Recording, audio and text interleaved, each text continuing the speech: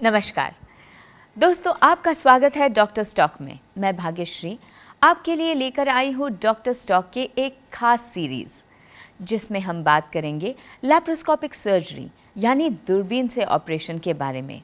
और दूरबीन से ऑपरेशन के बारे में बात करने के लिए हमारे साथ है देश के जाने माने laparoscopic surgeon doctor R.K. Mishra. नमस्कार। Doctor R.K. मिश्रा लेप्रोस्कोपिक और रोबोट सर्जरी के सबसे अनुभवी प्रोफेसर हैं, जिन्होंने पिछले 17 सालों में 108 से ज्यादा देशों से 7000 से अधिक सर्जन और स्त्री रोग विशेषज्ञों को प्रशिक्षित किया है। उनके पास लेप्रोस्कोपिक और द विंची रोबोटिक सर्जरी के शिक्षण का विशाल अनुभव है। वो TGO यूनिवर्सिटी में मिनिमल एक्सेस सर्जरी के प्रोफेसर हैं और यूनिवर्सिटी कार्यक्रम शुरू करने के अपने प्रयास को 9 वेल्स हॉस्पिटल और मेडिकल स्कूल UK में सर एल्फ्रेड कुशियर के साथ शुरू किया गया था। डॉक्टर मिश्रा ने स्ट्रासबर्ग फ्रांस के विश्वविद्यालय से लेप्रोस्कोपिक सर्जरी में अपना डिप्लोमा और यूनाइटेड किंगडम से मिनिमल एक्सेस सर्जरी यानी MMA में मास्टर डिग्री ली है। यूनाइटेड किंगडम में अपने काम के दौरान डॉक्टर मिश्रा ने लेप्रोस्कोपिक सर्जरी के कार्य प्रदर्शन में सुधार के लिए optimum shadow casting illumination technique की खोज की है और उनका शोध अब 11 लेप्रोस्कोपिक उपकरण कंपनियों द्वारा आदर्श छाया कास्टिंग टेलीस्कोप बनाने के लिए उपयोग किया जाता है। डॉक्टर मिश्रा, मेरा आपसे पहला सवाल है कि लैप्रोस्कोपिक सर्जरी यानी दूरबीन से ऑपरेशन क्या होता है और उसे कैसे किया जाता है? लैप्रोस्कोपी एक पद्धति है जिसमें हम लोग दूरबीन से सर्जरी करते हैं। लैप्रोस्कोपी, लैप मीन्स एब्डोमेन, जैसे लैपटॉप बोलते हैं तो वो आप बेली पे रख के काम कर सकते हैं, इसलिए लैपटॉप बोलते हैं। Lap means abdomen and scopy means telescope.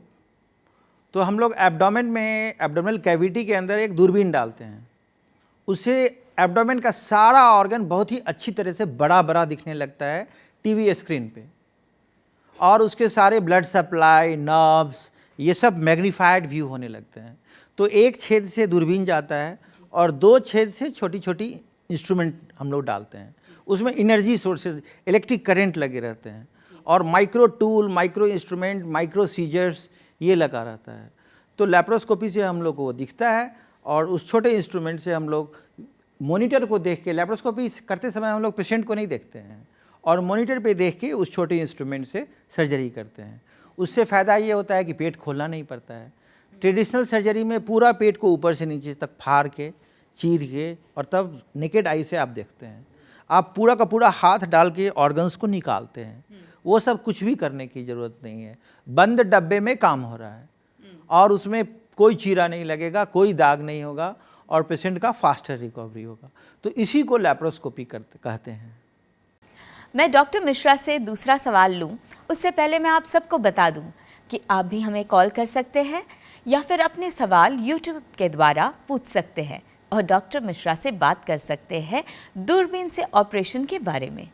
आज हमारा सब्जेक्ट है दूरबीन से कैंसर का ऑपरेशन।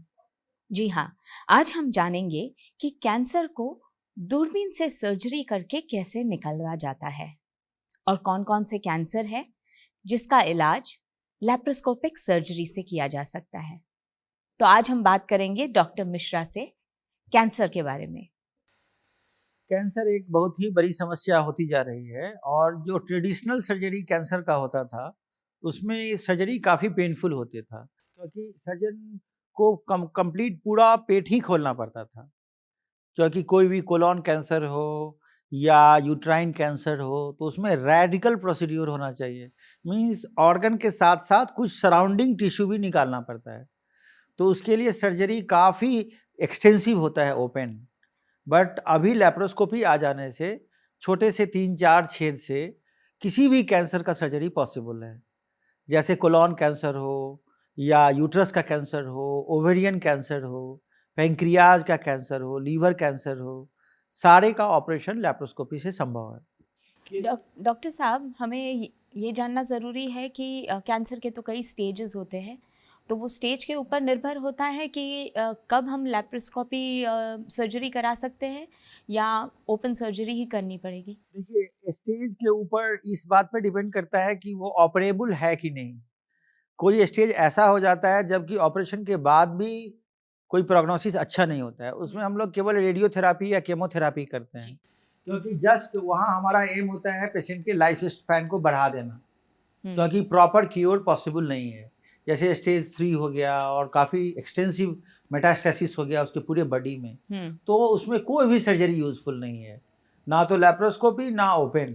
लेकिन जिस किसी भी स्टेज में लैप्रोस्कोपी एक अल्टरनेटिव है ओपन सर्जरी का जी। तो जिस किसी भी स्टेट में कैंसर ऑपरेबल है जी। जिसमें ऑपरेशन से उसका क्योर हो सकता है, उसमें लैप्रोस्कोपी कारगर उपाय है। और जनरली अगर हम लोग अर्ली कैंसर में करते हैं तो उसमें पेशेंट का प्रोग्नोसिस अच्छा होता है। जैसे स्टेज 1 में कर लें या अभी इन सिटू है, मतलब वो अंदर में टिश्यू के अंदर ही है, उस समय कर लें तो 100% क्योर हो जाएगा। लेकिन अगर लेट स्टेज में करें तो ऑपरेशन के बाद भी फिर रेडियोथेरापी या केमोथेरापी करवाना पड़ता है। तो डॉक्टर साहब हमें ये बताइए कि ऐसी सर्जरी में कितना समय लगता है, कितना रिकवरी टाइम होता है, और सबसे अहम बात तो इसका कॉस्ट क्या है? कैंसर की सर्जरी टर्शियरी सेंटर में पॉसिबल है। उसमें क्या है कि सर्जरी के अलावा भी और सारा प्रोग्राम होता है। कैंसर केवल सर्जरी से ट्रीट नहीं होता है जी। कैंसर के सर्जरी के साथ साथ कुछ एडजुवेंट थेरापी साथ में करना पड़ता है। जैसे हम लोग डिस्कस कर रहे थे केमो या रेडियो, तो खर्च उसको एक फिक्स खर्च नहीं होता है, क्योंकि अगर उसमें केमो और रेडियो इंक्लूड हो जाएगा तो खर्च काफ़ी बढ़ सकता है।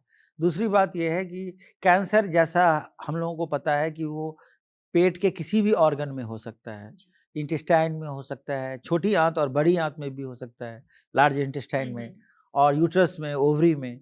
तो अगर वो काफ़ी अर्ली स्टेज में है तो सर्जरी करीब 60-70 हज़ार में भी पॉसिबल है।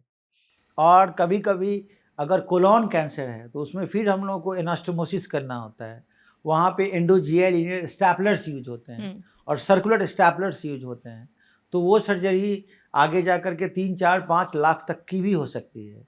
तो कितना खर्च लगेगा और कितना टाइम लगेगा ये इस बात पे डिपेंड करता है कि किस ऑर्गन में कैंसर है और किस स्टेज में कैंसर है जी। इसलिए सबसे अच्छा है कि जल्द से जल्द उसका पता लगा के और तब लैप्रोस्कोपी करा लेना चाहिए जी। हमारा यहाँ एम ये नहीं है कि इसको कैंसर को लैप्रोस्कोपी से अलग देखें। उसमें हम लोग को ये सोचना है कि 2 ऑप्शन है पेशेंट के पास कैंसर के सर्जरी के लिए। एक ऑप्शन है ओपन, दूसरा ऑप्शन है लैप्रोस्कोपी।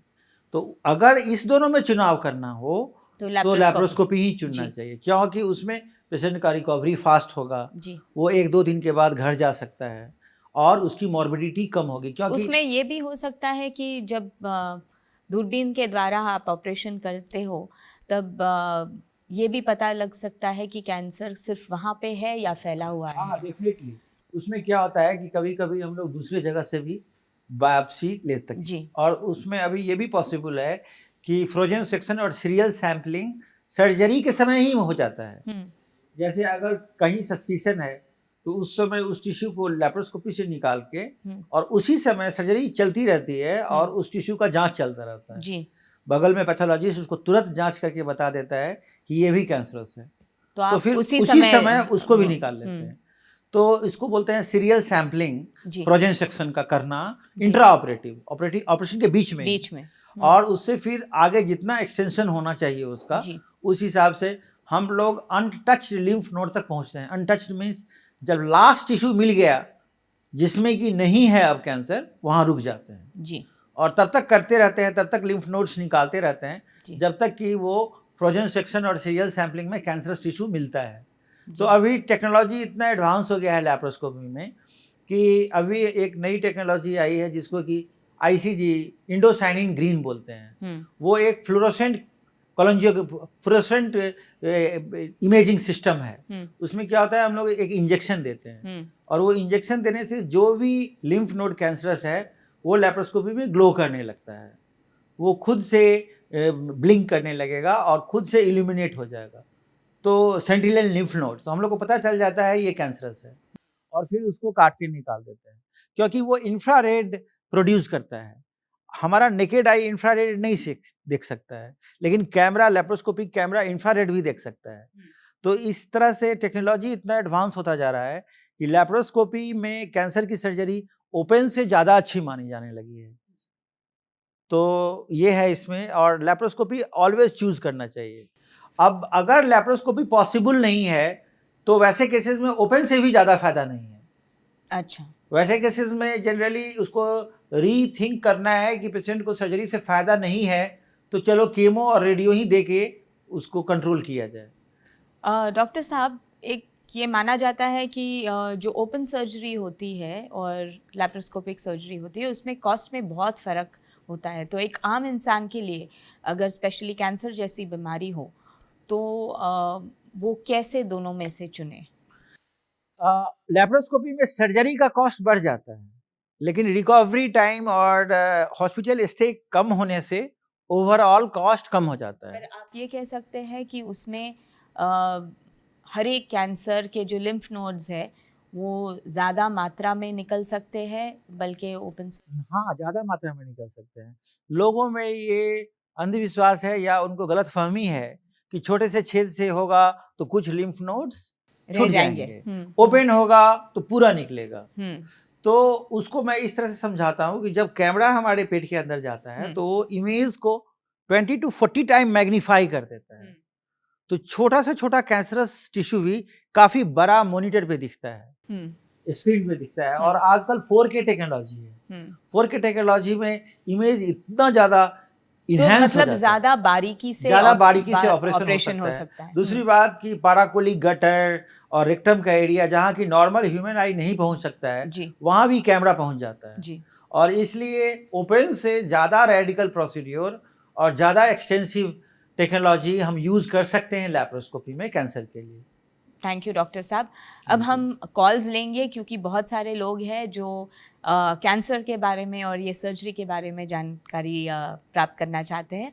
तो हमारी फर्स्ट कॉलर है रंजीता। रंजीता, डॉक्टर मिश्रा यहीं पे हैं, आपकी बात करा देती हूँ मैं, कहिए। मेरा नाम रंजीता है और मुझे डॉक्टर्स ने ओवरी में कैंसर बताया है। मुझे ये जानना है क्या मेरी सही से ऑपरेशन दूरबीन से हो सकता है? ओवरी में कौन सा कैंसर है ये आपने बताया नहीं, लेकिन ओवरी का कोई भी कैंसर हो लैप्रोस्कोपी से 100% सर्जरी पॉसिबल है। मोस्ट कॉमन जैसे म्यूसिनस सिस्टेरिनोमा होगा तो उसमें हम लोगों को हो सकता है पूरी की पूरी ओवरी निकालनी पड़े, और एक ओवरी में है तो वो ओवरी आपको सेक्रीफाइस करना पड़ेगा। लेकिन लैप्रोस्कोपी में काफ़ी कुशलता से उसको हम लोग निकाल सकते हैं, और बाकी यूट्रस और जो एरिया अनटच्ड है, जो एरिया में मैलिग्नेंसी नहीं है, उसको बचाते हुए आपकी सर्जरी संभव है और ये सक्सेसफुल होगा।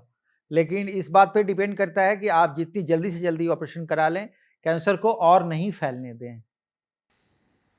रंजीता, आशा करूँगी कि इस जवाब से आप जल्द से जल्द आपकी सर्जरी कराएं और कैंसर से मुक्त हो। इनके पास अगर कोई रिपोर्ट हो इनका सीटी स्कैन का या पेट स्कैन का तो वो भेज सकते हैं, तो हम लोग कुछ ज़्यादा बता पाएंगे।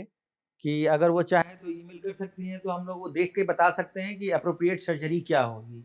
जी ज़रूर। रंजीता, हमारे कॉल लाइंस शुरू है, आप हमें ईमेल कर सकते हैं या फिर हमारे यूट्यूब चैनल पे कमेंट बॉक्स पर कमेंट लिख सकते हैं और डॉक्टर मिश्रा आपके पूरे डिटेल्स पढ़कर आपको तुरंत जवाब देंगे। Thank you. दोस्तों, आज डॉक्टर मिश्रा ने कैंसर के बारे में हमें बहुत अच्छे से जानकारी दी और लैप्रोस्कोपी के द्वारा कैंसर को कैसे निकाला जा सकता है वो भी बताया।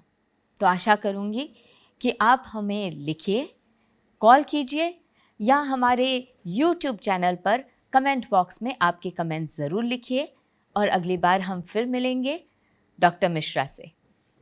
नमस्कार।